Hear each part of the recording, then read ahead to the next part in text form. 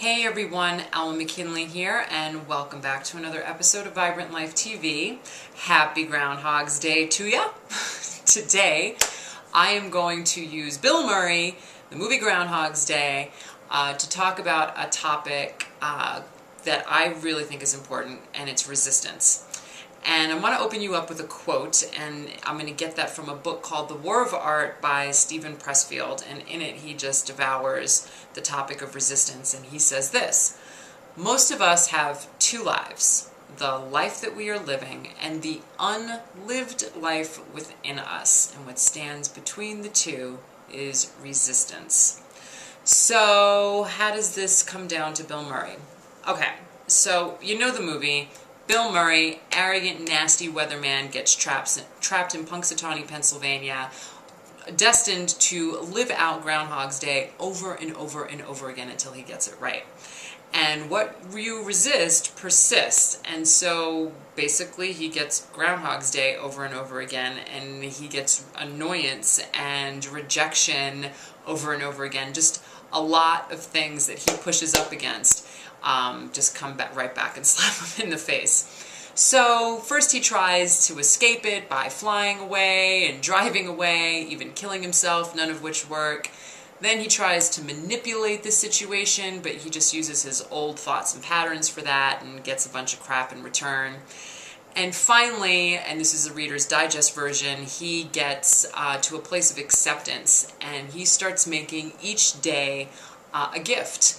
And he starts becoming creative, and he learns how to play the piano, and he becomes an ice sculptor. He starts interacting with people in Punxsutawney authentically instead of using them or belittling them, and he becomes generous.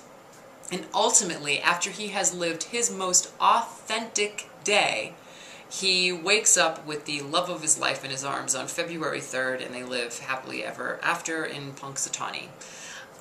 And so what can you learn from all of this is, first of all, I just want you to think about what is the one thing that you so most desire in your life right now.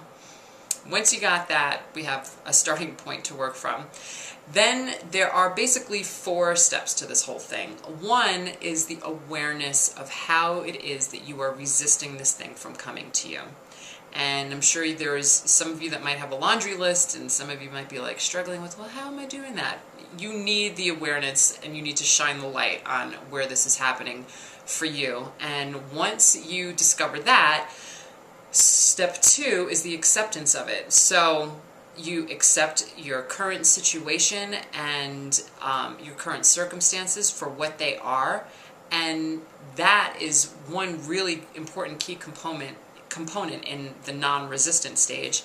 And you start looking for the lessons maybe that it's teaching you, or you start looking at it as something that you can appreciate in your life. You need to come at it at this point from a different angle, and you need to turn it around. And once you've done that, the third component, or the third step, is action. So what kind of action are you taking? Is that you are showing up differently at this point. Once you've accepted it, show up, and what Steven Pressfield calls in his book is it's called going pro. You know, brush your teeth like a champ, and floss them like you've never flossed before, and wash your dishes with intention, and get every last spot off, and then make them shine so that, ding, you can see yourself in the reflection. Just really go all out in all areas of your life. Make each and every moment count and show up for it.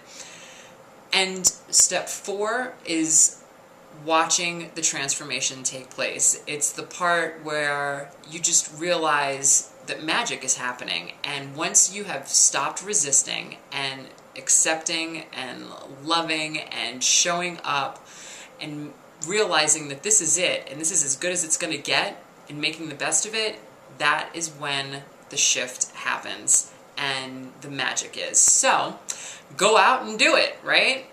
It may not be, the perfect formula, because it takes heart and commitment and discipline. Discipline every moment of every day to really perfect this.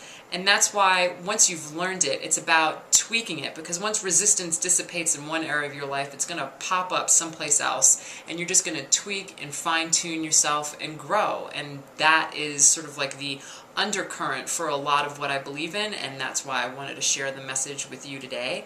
Other than that, to wish you an either 4 or 6 week winter. I really don't remember which is the rule here on Groundhog's Day. So if you like the video, please tweet it and Facebook it and leave a comment down below and let me know what you thought. And thanks a lot. Have an amazing day.